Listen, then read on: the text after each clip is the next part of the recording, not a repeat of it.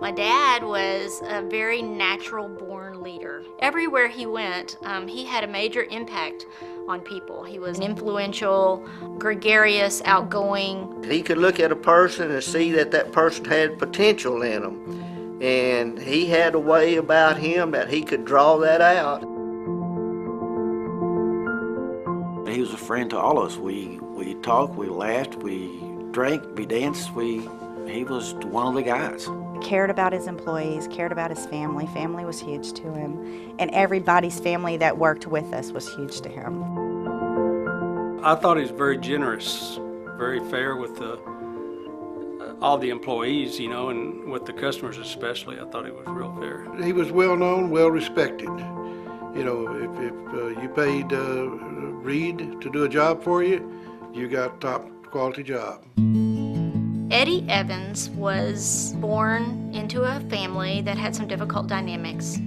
His father suffered from alcoholism. His mother had some troubles, and he was in and out of trouble a lot when he was a youngster. My parents both quit school, you know, to get married, and Dad actually got arrested the night before he got married. He got in a fight. And so my grandfather had to go bail him out of jail so he could come and be at his wedding. Worked several jobs before he finally landed into a job at a company called Reed Company, which was a sheet metal fabrication company at the time.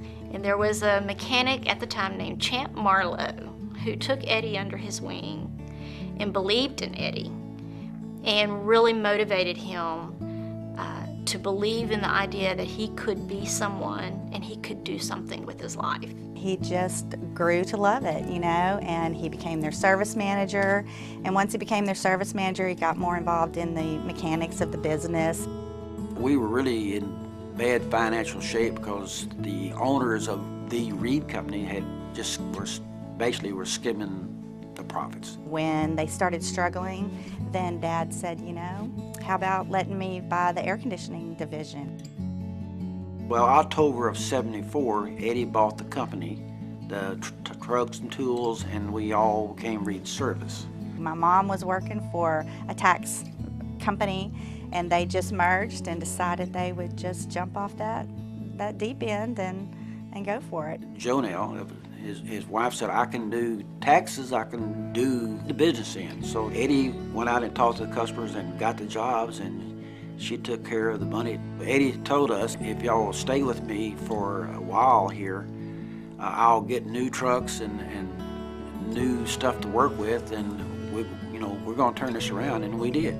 They persevered, you know, they just kept on going, and they'd hit bottom, they'd come back up. And Carrier became Dad's love for equipment. He believed in it, and he has stayed with it. We have our 40th anniversary this year, and we have never veered from Carrier.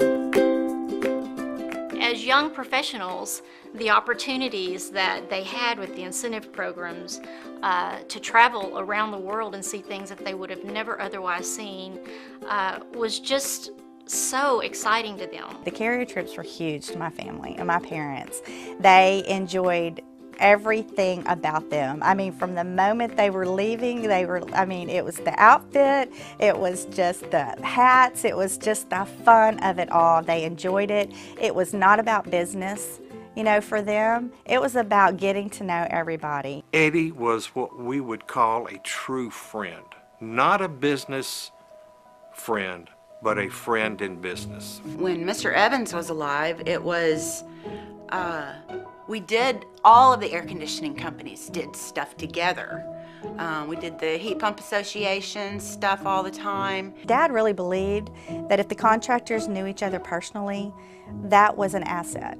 That was an asset in business, you know, in our area, because that stopped some of that cutthroating and all that kind of, you know, stuff that happens oftentimes. He would give information away very freely because he would rather see another Carrier dealer succeed and get the job than the yahoos out there and the other products.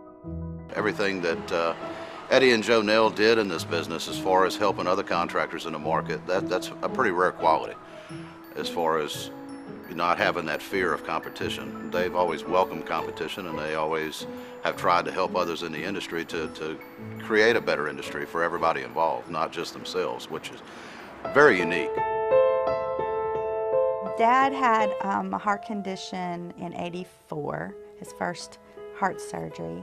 Kind of took him down a little bit, but he came right back, and the second time was more difficult. It was about right at 10 years later. But yeah, when he was sick, everybody just kind of came together and did what we knew we needed to do and what he would expect us to do. When Eddie passed away, Miss Evans, she took care of the business, and she taught the girls the books. She said, you know, one day you're going to have to learn this. As she got ill, then I became more involved in the operations of the company, and so when she passed away, I took over. I think the future for Reed Service is very bright. Wendy at the helm is going to take this company and continue to build upon the legacy that her father instilled in the company. And, you know, they've been at it for 40 years. I think the future's bright for another 40 and beyond. It's a wonderful feeling to have people still have this crazy respect for your family even years after they've been gone. You know, they got the American dream. They started with nothing and they succeeded. I'm very proud. I'm very proud of them. You know, I'm very proud of what they accomplished.